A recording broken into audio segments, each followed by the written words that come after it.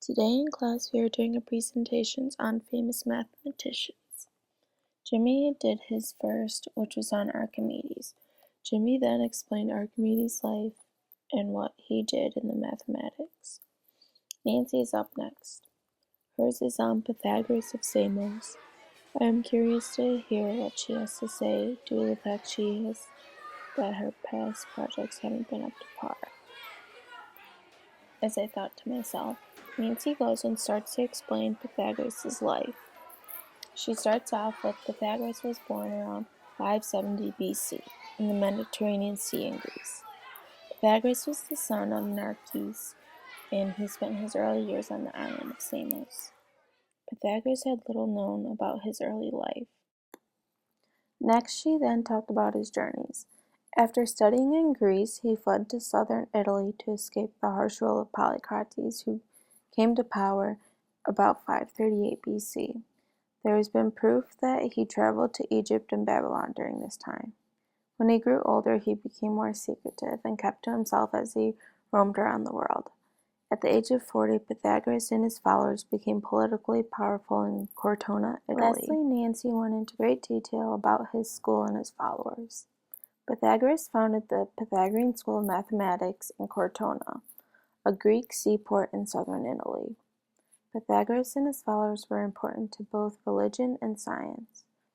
His teachings were based on the teaching of metempsychosis, which teaches that the soul never dies and is destined to a cycle of rebirths until it is able to free itself from the cycle through the purity of its life.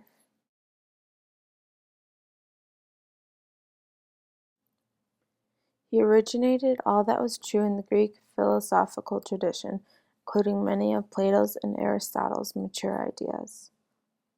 His followers, also known as the Pythagoreans, took positions in the local government so they could lead the men to the pure life that was guided by their teachings.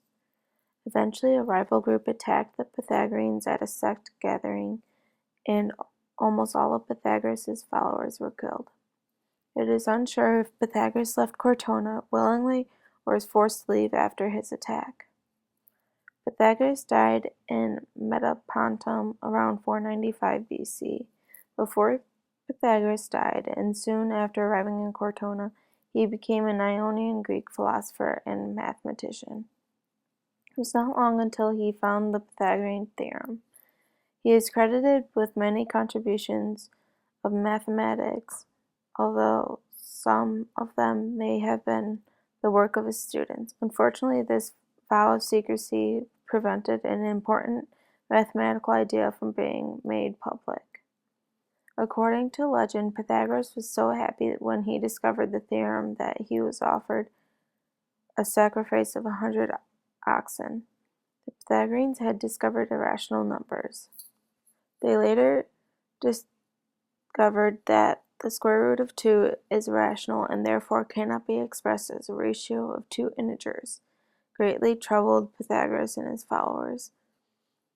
His followers were sworn to secrecy when being around Pythagoras' work.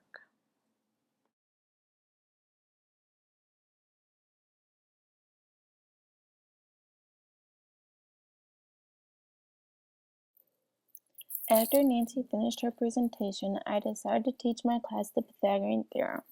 So I announced to the class, the Pythagorean theorem states that the sum of the squares of the lengths of the two other sides of any right triangle will equal the square of the length of the hypotenuse, or in mathematical terms, for the triangle a squared plus b squared equals c squared.